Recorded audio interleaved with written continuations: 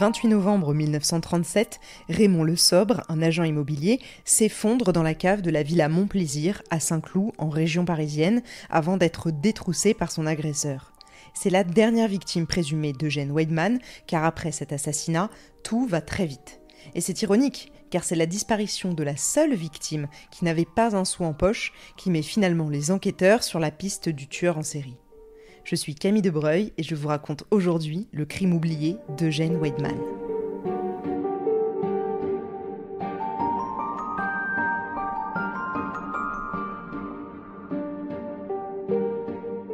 Nous sommes le 29 novembre 1937.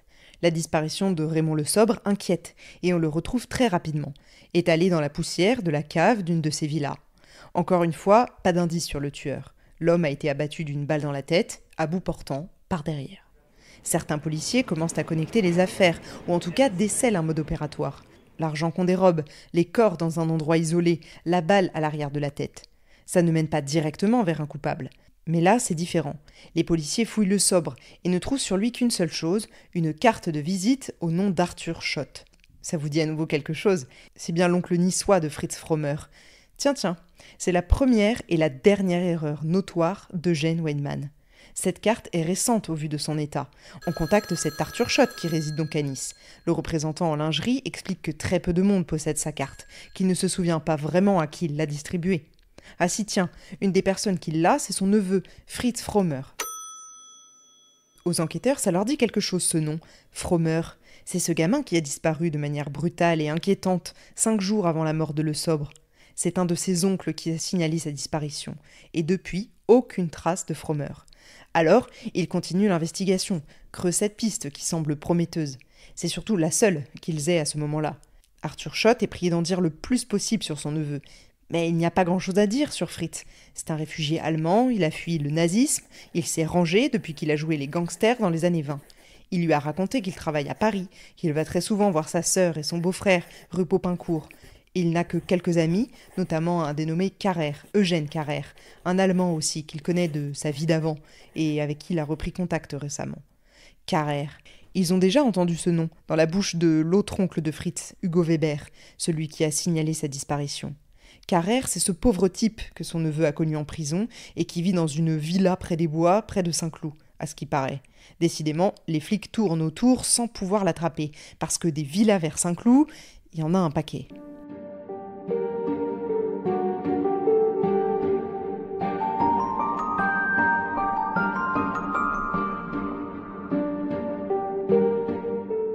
Beaucoup de villas, mais peu de carrères.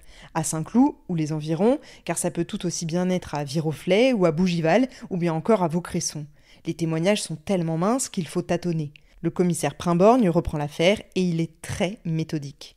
Pour appréhender les villas, il faut s'intéresser aux structures annexes, les garages, parce que Fritz Frommer avait raconté à son oncle Weber que Carrère avait une auto, et les agences de location, car c'est dans la région la manière la plus simple de se procurer une maison. Sauf qu'à Saint-Cloud, à Bougival, à Vaucresson, à Viroflay, aucun garage ni aucune agence n'a jamais entendu parler d'un dénommé Carrère. C'est la tuile. Mais le commissaire est déterminé et continue d'élargir simplement le champ de ses recherches. Autour de Saint-Cloud, il agrandit son cercle de recherche et atterrit à la Selle Saint-Cloud, moins coté. En plus, ça tombe bien, là-bas il connaît déjà un agent. Et là, bingo, l'homme connaît un Carrère. Enfin, ne nous emballons pas, il a déjà vu ce nom quelque part, mais c'est déjà mieux que rien. L'homme cherche dans ses archives et ses carnets de comptes. Là, le voilà. Carrère Eugène, Villa Lavoulzy, à la Selle Saint-Cloud. C'est un petit pavillon, entouré d'un jardin. Les murs sont crépis de jaune, on ne peut pas la louper. C'est une villa de plein pied, mais quelque chose chiffonne le commissaire Primborgne. Il n'y a pas de garage. Bon, dans le doute, il contacte la propriétaire, Madame Brault, une Parisienne qui lui confirme que la villa est louée par un certain Monsieur Carrère depuis le mois de juin. Elle lui explique également que Carrère a bien une voiture, mais qu'il la gare dans le garage d'une villa voisine, la Normandie. Lavoulzy n'en comportant pas. Puis elle donne un détail important aux enquêteurs. Carrère a payé son terme le 29 novembre. Serait-il possible qu'il ait payé son loyer avec l'argent volé à Raymond Le Sobre ? Prévenu le 15 qu'il aurait un petit retard de paiement, la propriétaire a accepté de retarder l'échéance à la fin du mois de novembre et Eugène a payé, rubis sur l'ongle.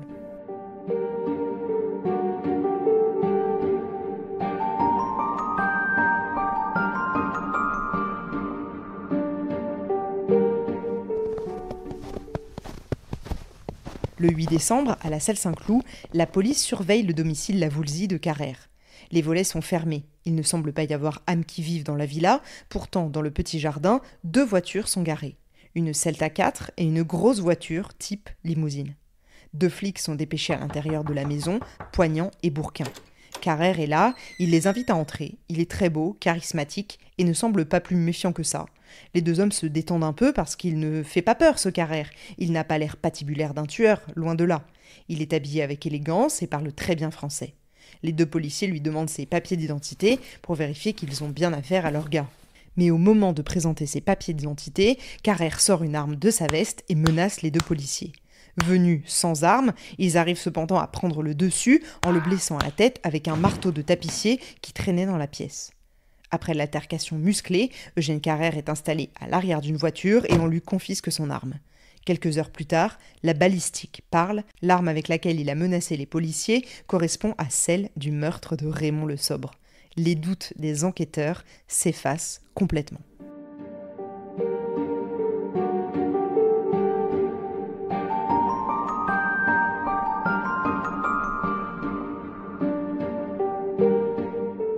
Vu le profil d'Eugène, très sûr de lui et que rien ne semble arrêter, on peut penser qu'il ne dit pas un mot.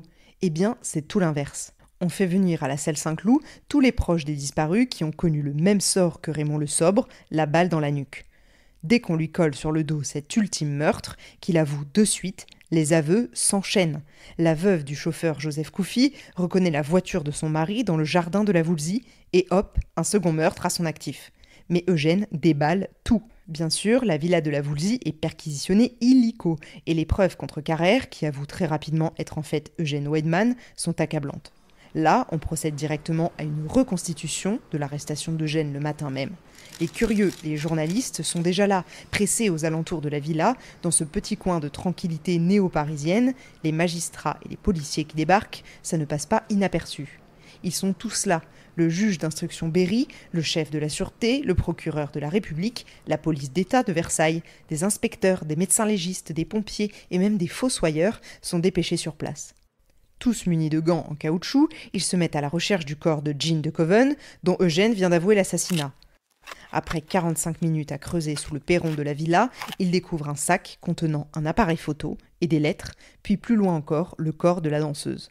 Le chapeau est toujours sur sa tête, le corps est enroulé dans ses vêtements, une robe écossaise et un impair beige, et la cordelette qui l'a tué lui en serre la gorge.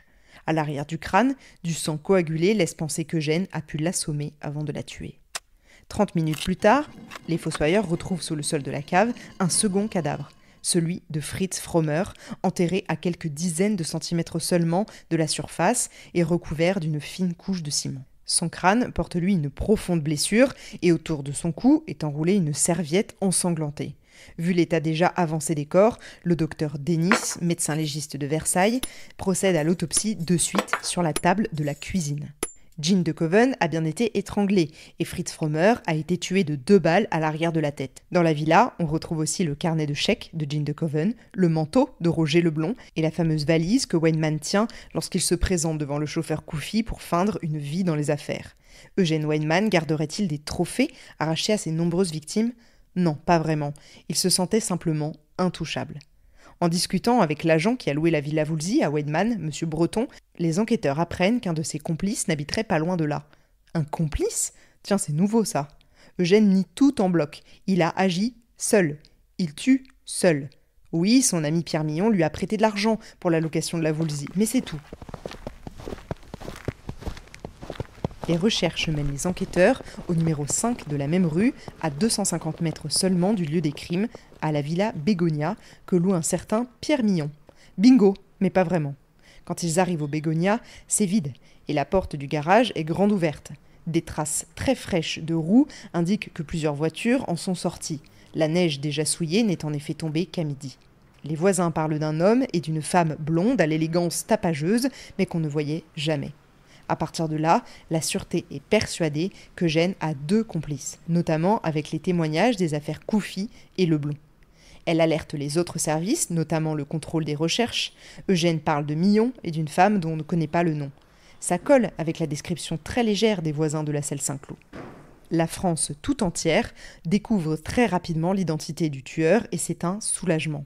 Mais c'est la psychose et la peur de l'étranger qui dominent, de l'allemand encore plus. Les autorités se décident à se livrer à une vaste opération d'épuration, des expulsions en masse de tous les étrangers qui ne peuvent justifier de leurs moyens d'existence. C'est ce que l'on réclame, c'est la mesure la plus efficace pour désarmer ce que les médias qualifient d'armée du crime. Car le mal, c'est bien connu, ne peut pas venir de chez soi.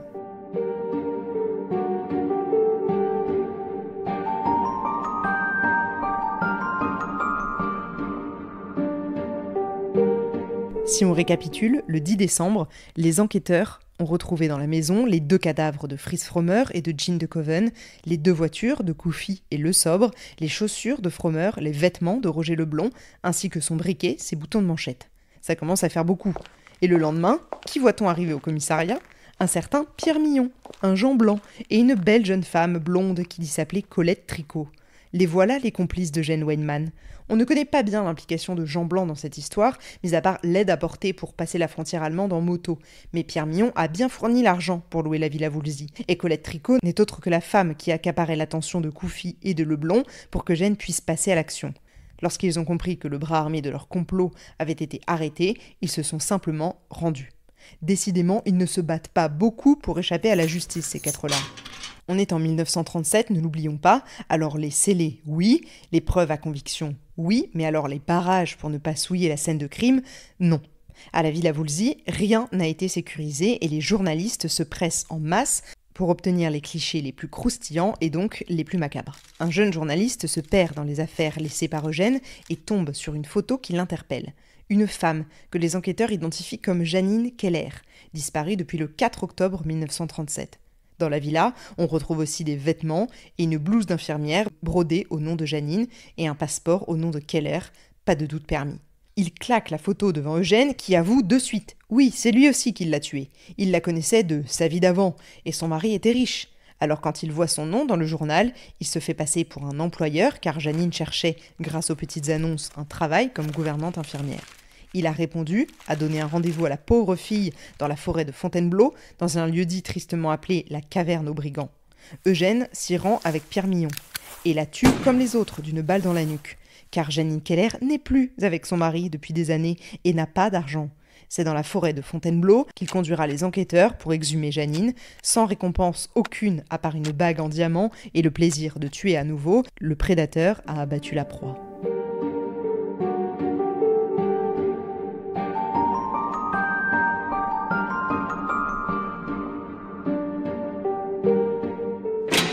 À la prison Saint-Pierre à Versailles, Eugène Weinmann est incarcéré dans la cellule numéro 3 qui avait accueilli le célèbre Landru. À l'époque, on ne parle pas encore de profilage, mais quelques psychologues se penchent sur le cas d'Eugène pour tenter de comprendre ses motivations. Et comprendre, c'est tout l'enjeu maintenant, car dans les faits, la situation est ridicule. En comptant tous les assassinats connus de Weinmann, les 3 complices ont volé environ 20 000 francs. Mais ce sont des malfrats qui engagent des frais pour tuer, incroyable. 5 000 francs pour la location de la Villa Woolsey et encore 2 000 francs pour prolonger la location du 15 octobre jusqu'en décembre, sans compter les frais cachés pour maquiller la voiture de Joseph Couffy, falsifier des papiers et des cartes grises.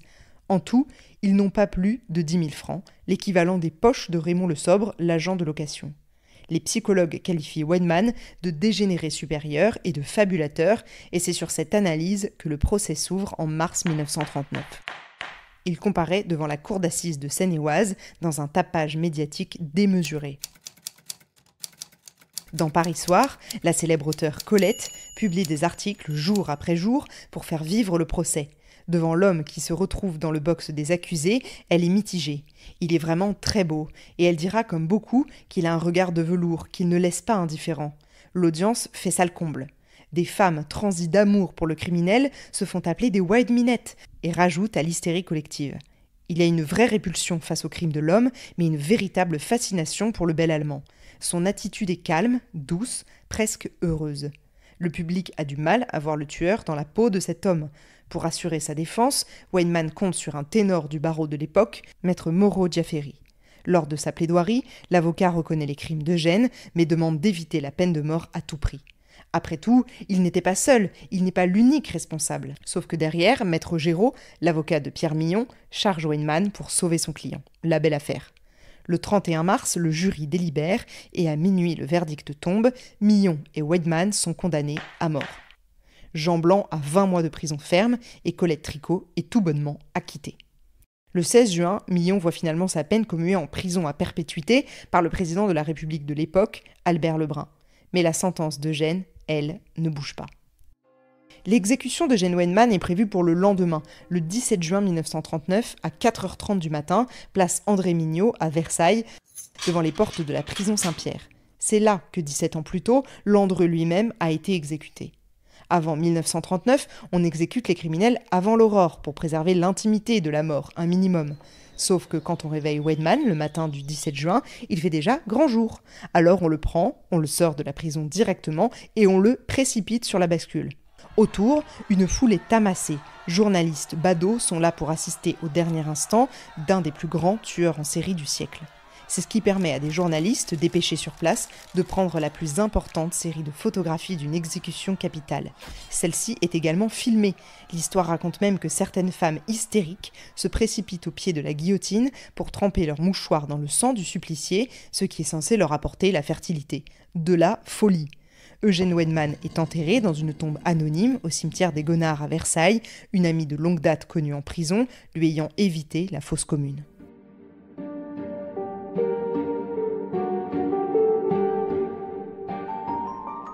C'est ainsi que se termine l'affaire Weidman. A-t-il été simplement les mains d'un cerveau comme Pierre Millon ou encore de Jean Blanc? L'histoire ne le dira plus. Après son exécution encore, on lui prêtera la responsabilité d'autres affaires non résolues au mode opératoire étrangement ressemblant.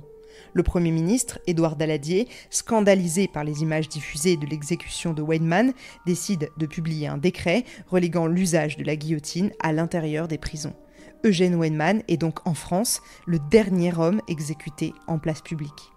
C'est la fin de cette nouvelle saison de Crimes oubliés. N'hésitez pas à nous laisser des étoiles et des commentaires sur vos plateformes d'écoute préférées si vous avez apprécié cette saison et à partager le podcast à ceux qui, comme vous, sont férus d'histoire et de faits divers.